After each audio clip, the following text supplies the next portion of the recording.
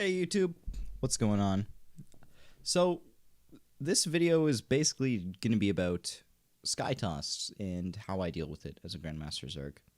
I've gotten this request a lot in my stream to make a guide about how I play against it, how to deal against it in general, and I found a replay from a bit ago that kind of goes through that. So, yeah, this guy's talking about playing me on my other account.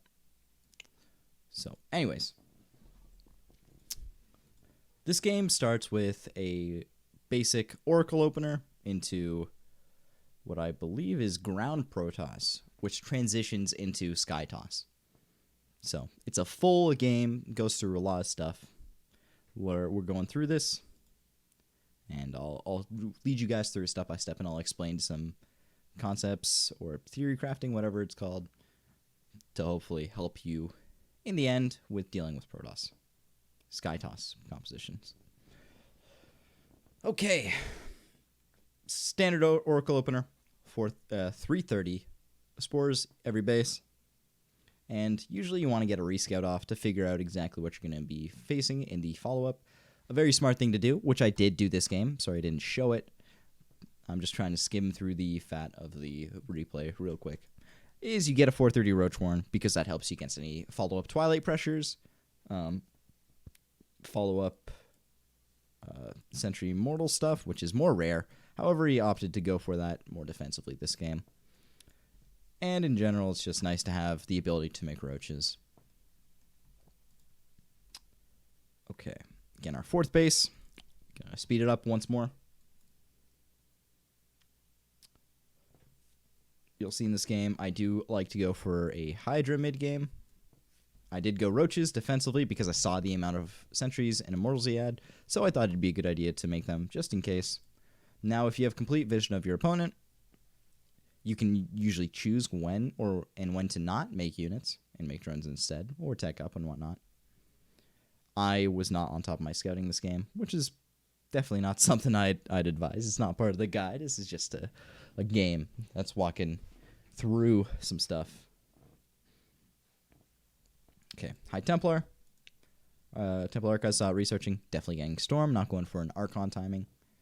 One huge thing to notice. He's going Void Race. Void Rays are pretty scary units, man. I will say that. Yes, Lost Tab is there. We'll show it again later. Doing a little run by. It's really good to do that in general. Losing some Roaches, not good to do in general, unless you want to. Which might sound kind of weird, but sometimes Roaches are useless. Anyways. Skip through. Get through the fat of this. We got some engagements going on here. Okay. Now, right before we get into this, something very important if you're a Zerg player is, yes, Zerg is the A-move race, but we have to attack from usually 2 or more angles. Get a surround going on. Make it much harder, much more difficult for the opponent to micro properly. Put more stress on them, which is exactly what I do here. I don't really have any real good units like Banelings, which would do nicely against this. But I do have a full surround and some Ravagers, which is basically like a Baneling from above, I guess, in some ways. Clean up, cool, great, nice fight, well done me. Thank you. Okay. Now we go on the offensive for a counterattack. Usually it's good to do that, however, sometimes you just don't have enough because you lost a lot in the fight as well. So you can't get much damage done. I still try anyways. Maybe they'll mess up. Maybe I'll be able to get something done here, but most likely I don't. And that's probably what's going to happen. But though I do get an Archon. No, I don't. Never mind. The shield battery did save it. The super battery saved it. Okay. Yes, Storm. Obviously, we saw in the first fight. So I don't want to commit too much. But now that my economy is starting to get stronger, I have the momentum going on, and I did see he was making carriers. I put down my Double Spire. Now, I will explain why Double Spire is important, especially against Skytoss transitions. So, firstly, the attack upgrade for the Corruptor is very, very useful. So, it adds 2 damage, as opposed to the standard 1 damage to a lot of units. Which makes it so, I believe, 2 less Corruptors to one-shot a carrier.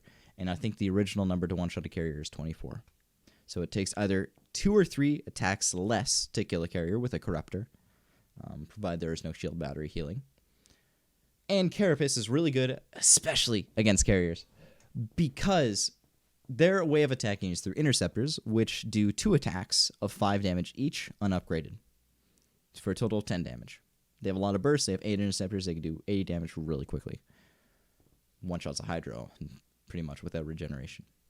So Carapace, let's just say with the Mutalisk, because the Muta starts with 0 base armor, Carapace reduces the amount of damage a carrier could do to a unit with 1 armor from the upgrade by 20%. That's a lot, man. That is so much damage just gone. Corruptors start with a base of 2 armor, so they already take 40% less damage from carriers unupgraded. So adding that on makes it really, really tanky against carriers in general. So it does not matter as much against Tempest or Void Rays. However, it still has an effect that is noticeable. Double Spire, my go-to, but you should only really go Double Spire if you have the economy to back it up. Otherwise, Single Spire can work.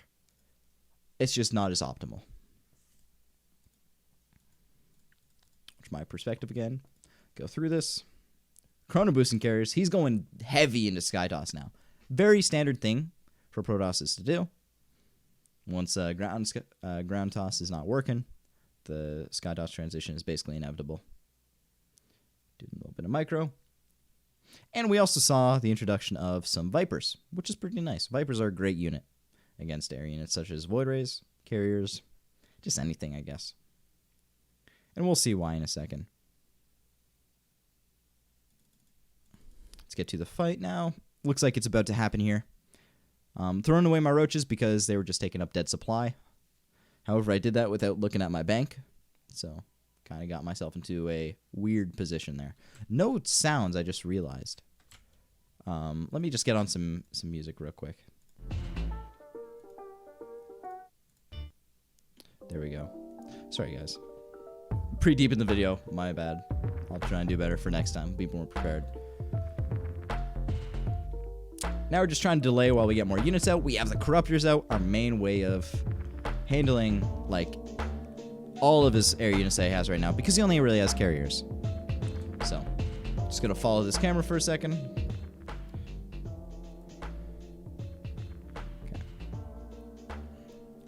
Okay.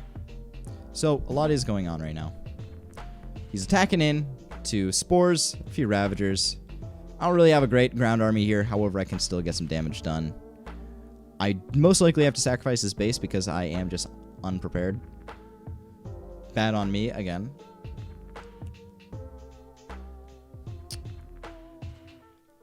But this is where we see just how good Corruptors are against carriers in the mid game. I believe they don't even have 1-1. Yeah, it's just finishing. Kind of going for an anti-timing, but I didn't want him to run away after killing this base and getting off scot-free, basically. So, important thing about microing Corruptors against carriers, or anything in general, when the opponent has a lot of AoE, is you want to keep them moving. You want to make it so that the Archons are not able to constantly move and get their attacks off on your Corruptors, and you want to make sure you don't sit in storms. Because a storm is a lot of damage. I'm sure you've played against a Protoss and died to just storms, basically. Storm is strong. You don't want to stand in it long, so you want to keep moving. So, one thing you can do, very basic micro, right-click, move the Corruptors, keep them moving, right-click the carrier. Keep the Corruptors moving, click a carrier, kill it maybe. Keep doing that, keep them moving, make them so they're not standing in one place, they're constantly attacking when they have the option to, and they're moving when they're not attacking. Not staying in the same place, that means they're taking less damage from storms, and you're causing the Protoss to storm his own army if you're staying on top of his carriers with your Corruptors, like I do here.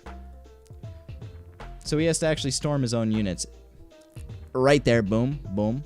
Which can actually kill Interceptors, but let's not rely on that. Because I believe Interceptors have 80 HP. So we do clean up, thanks to the Corruptors coming in. Corruptors are a great unit. And then we get our base back, and we're going back in. We're back in the game. We could have just died there if we were not too careful with our double spire transition. We just waited on getting the spires. As soon as you see carriers or more Stargates going down, you should put down your spires as soon as you are able to. As soon as possible. Anyways, let's go forward. So if you have ever tried, the Lurker is a very good unit, even in late game, for dealing with High Templar or Archons underneath Skytoss Deathball. Maybe you haven't. Maybe this is why you're here, trying to figure out what units to make. I'll go through the composition in a bit, what you want in the end game, but let's just get through this replay, find out what happens when you mix in a few nice casts of the spell, the amazing spell known as Parasitic Bomb, on top of a lot of Void Rays, because that is what he is making now against the Corruptors. Because he saw we had Corruptors. Natural thing to do, make a lot of Void Rays. Void Rays destroy Corruptors. Not even close. Not even close. Okay. Skip forward. Maybe we can do something here. I'm going to try. But then I think I realize it's just not worth it. And we pull back. Oh yeah, the Zealot run by. You always want to be setting up some static defense at your bases. When you can afford it in the late game. I like to leave... Oh, whoops. 1 or 2 Lurkers with each base as well. Because that makes it so that the charge lots cannot really get any damage done. They all get cleaned up, especially if the opponent does not have any observer with their run by, which they rarely ever do. Oh, my hair keeps getting in my face there. Okay, so let's skip back forward. What we want to see is what I do in the next small skirmish that's going on. Okay, 4 Vipers, 1 Parasitic Bomb, okay? Parasitic Bomb is a spell that, surprisingly, some people don't know about. It's, in my eyes, one of the essential ways, or essential spells that you need to deal with Skytoss late game. Either that or Fungal Growth. Or Abduct. But Parasitic Bomb is extremely good against one particular unit, and that is what our opponent has tried to go. Void Rays, in response to the Corruptors. Now, Void Rays are not a bad idea. Void Rays are a great idea, in fact.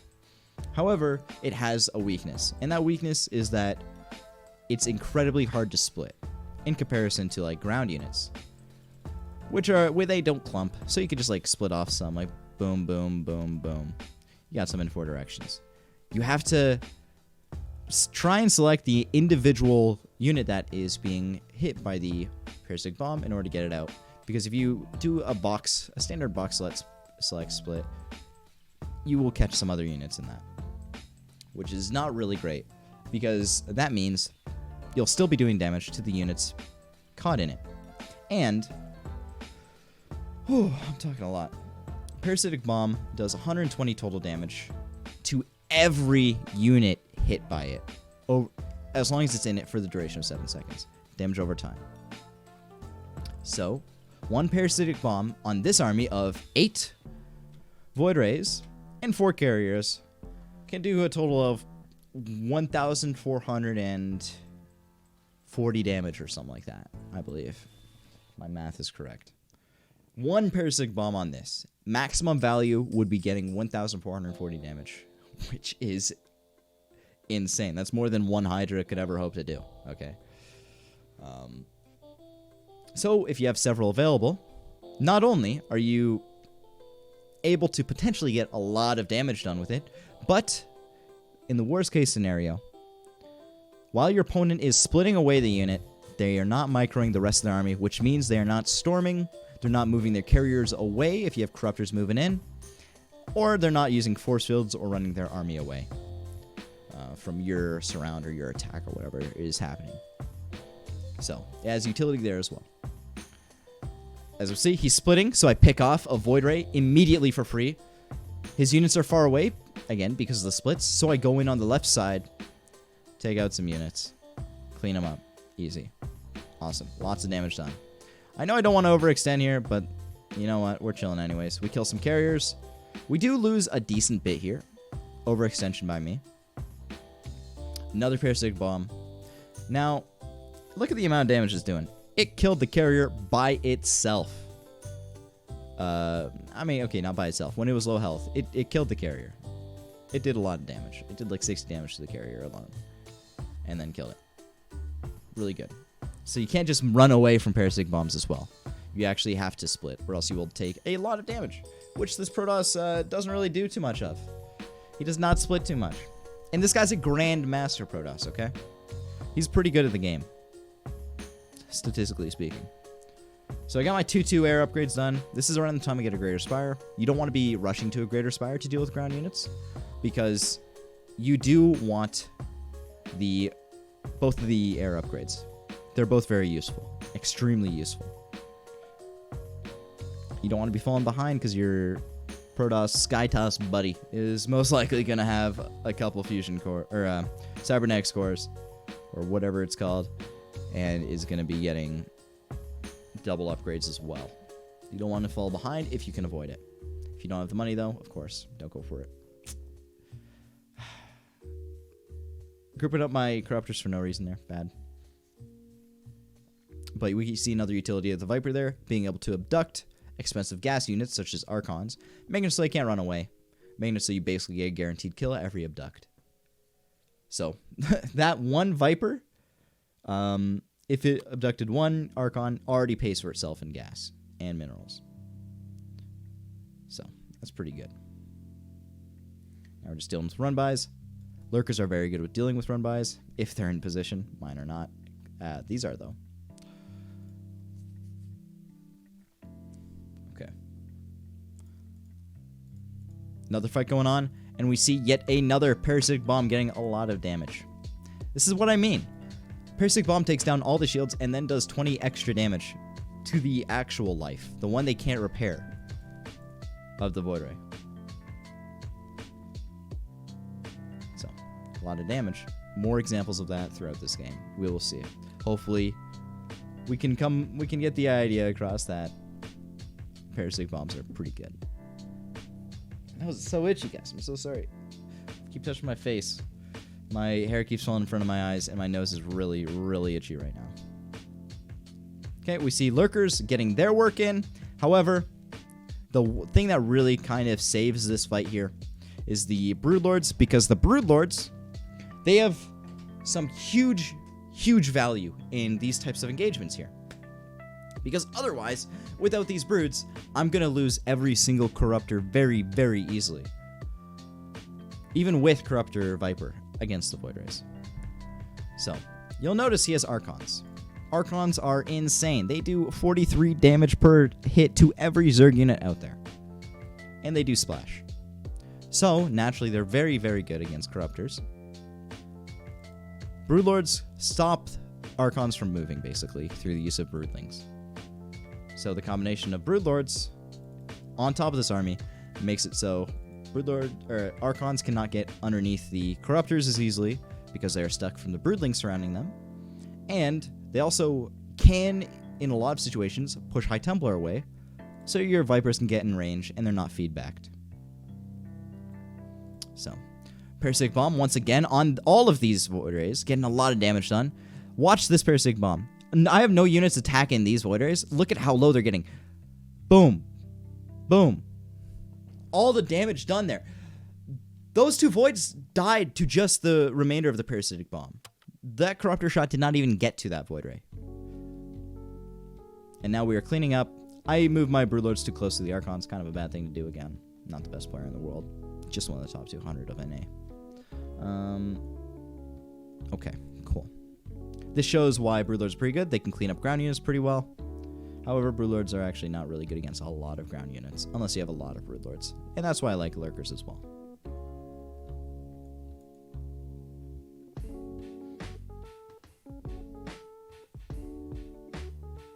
Okay. Getting the Lurkers back on that base. My main mining base right now. Just to keep it alive. And my army's out of position. Great job. We don't have many Broodlords here. However, we don't want to be overcommitting on Broodlords. You'll see why. But I lose this main base because my army is extremely slow. That's a con of Broodlords. They're very slow units. So they can't run away, and they can't chase an army that easily. So they're useless, basically, without supporting units like Corruptors to keep them safe from sky units, or a ground army as well.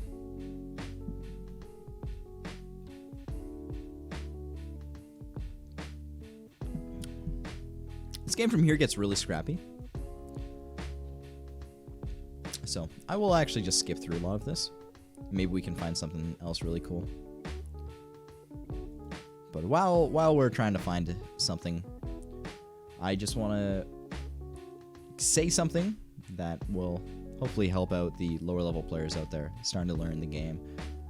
And they're thinking, wow, Spellcasters is pretty hard to control. Why would I use Spellcasters when I can just get units like the Corruptors, which you just right click and attack units with? Just like that. Well, when you're just starting to play the game, I would say, if you want some advice from me, try out as many units as you can. Try out compositions. Try out Spellcasters, because Spellcasters can make any army, in my opinion, substantially stronger through the usage of either fungals, which I showcased in my last video, my ZvT guide with mid-game infestors, making my Lingbane much more powerful, and then from there, my Broodlord's more powerful. Or, again, we saw the Vipers in their synergy with the Corruptors against Void Rays, making it so Corruptors can actually fight Void Rays, which is not a normal thing, because Void Rays are designed to counter the Corruptor, basically. It's the perfect counter to it. So, maybe try mixing in some Spellcaster play with your normal games. Mix in just some new units you haven't tried if you are a complete beginner. But I'd say at the Diamond Plus level, you should start using Spellcasters on a decently regular basis if the situation calls for it. You shouldn't try to keep slamming your head into just trying to win with a lot of Corruptor Broodlord, I guess, because then you will just get destroyed by Mass Void Ray. Not even kidding. I've tried it before. Trust me. Tangent done. Let's go back to this. We're going to see more value from the Viper. 2 Parasitic Bombs. Doing all of that damage. I can't stress this enough. It's such an amazing ability. Utilize it. Abuse it. If you don't use it, then that's the spell you're just missing out on. That's an advantage that you're just giving away, basically. Again, another P-Bomb. Look at all the damage it does. Can't really tell because of the gray bars. But all of these are damaged now, basically. In the orange, in HP. And you cannot repair that damage. So this is actually very, very huge. Don't really need to pay attention to this. This is just little scuffles going on.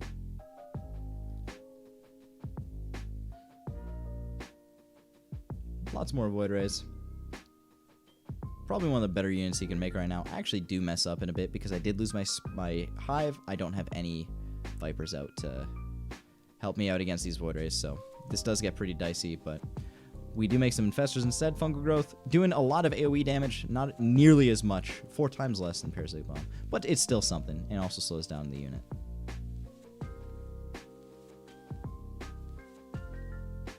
Okay, so this is not good. This is a situation you want to try and avoid. Void Rays chasing down Broodlords, pretty bad. It gets really weird. I believe I make Hydras to counter this. Looks like I F2'd there, but I just accidentally add the Hydras to my Broodlord hotkey.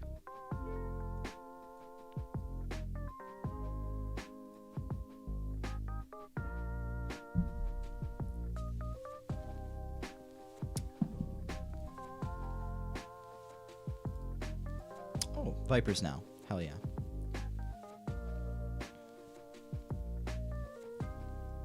Nearly enough energy. Parasitic Bomb. Boom. Check these Parasitic Bombs out. A lot of people are asking me what the counter to Void Rays are nowadays. Mass Void Ray. The answer is Parasitic Bomb. The Viper. One of the best units in the game. Especially for Zerg. It's probably, I would say, the best unit against Skytoss aside from the Corruptor. I mean, that would make sense.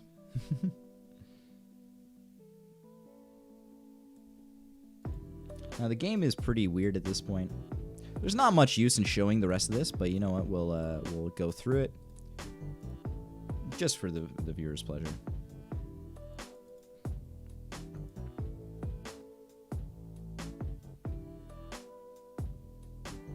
Okay. Well, not much is really happening. Okay. So, let's just skip 8 times. Oh, wait. There we go. We got a little fight going on. I was going a bit too fast.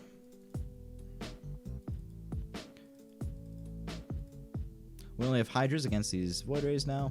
Not the greatest. Putting all our minerals into Lings. But now Parasitic Bomb with the combination of the enemy Psionic Storm. Basically killing his whole army there. Let's watch that again. But in slow motion. Parasitic Bomb starting to do its damage. Storms. On top of his army. And we end this game basically with a dub. Very back and forth. However, we showed that we can actually face Skytoss when they have the momentum and come out ahead because of a few really good units. Now, if you guys want a composition to aim for in the endgame, let's just say this. Your main unit should be the Corruptor. Now, whatever ground unit you choose, there are pros and cons. Or anti-ground unit. I would say the Lurker or the Broodlords are your main pick there. Deal with Archons and High Templar, and Stalkers or whatever they have. Broodlords are really good for zoning High Templar away, pushing them back to make it so they can't really storm or feed back your Vipers. And they can also make it so Archons cannot chase your Corruptors, get their massive damage on your Corruptors, and kill your army basically instantly. And push them away, not let them get to your Broodlords as well. Lurkers are basically the same thing. However, they are riskier, in my opinion, because they're more difficult to get in position in order to do the same function as Broodlord. They have to get close to the army, and then once they burrow, you gotta wait a second. And it doesn't even stop. They don't even stop the Archons from going onto your Corruptors. So there is a good thing about them, though. They're amazing against Stalkers. Amazing against Stalkers. When you have a high number of them, they're amazing against Archons, too. And if the opponent isn't controlling, they kill all of the High Templar basically instantly. So they're not just bad. They're really good. You choose whichever one you want. I prefer the Broodlord in most situations. Combination of both of them is amazing. Again, main unit Corruptor, anti-ground unit Broodlord or Lurker, and your next unit, the Spellcaster, is most likely going to be the Viper. The Viper will make it very easy to clean up the Void Rays, do a lot of damage to them, and also you can abduct carriers away from his army. You can abduct Archons, High Templar, Disruptors, Colossi, you name it. It has a lot of utility. It makes this composition so much stronger, and it makes it basically one of the best compositions in the game, late game. Corruptor, Broodlord or Lurker, Viper, Infestor, if you prefer Infestor play. I prefer the Viper right now. It feels much stronger to me. However, you can add in the combination of both the Viper and Infestor if your control is good enough for a nice Parasitic Bomb plus Fungal Growth combination, which the Fungal making it so the opponent cannot split their units quickly, so they take more damage from the Parasitic Bomb as a result, and the extra AoE damage from the Fungal Growth is also very useful. That's it for me. I'm a bit tired right now. This is the end of my day. This is actually like 11 p.m., but I really want to get this done because I want to get this video out for you guys as soon as possible because I've been getting a lot of questions. If you guys have any questions, by the way, you can join my Discord, ask me there. You can leave it in the comments. I will answer every comment. And you can also check out my stream and ask me questions live while I'm playing games. Every day, 1 p.m. EST, I am streaming live on Twitch. My link will be in the description below. Let me know, last thing, let me know if you want a more specific guide on how to hold certain stuff. Anything you're having troubles with, let me know in the comments below. I'll try and make a guide based around that. But I just want to preface that with saying I'm not the best player out there. However, I do think I know some stuff, as I am a Grandmaster level player. More macro focused as well. So that's it from me. Hope you guys enjoyed the video. Again, if you have any questions, please ask in the comments below. But I'll be back probably soon with another guide. And I'll see you guys then. See you later.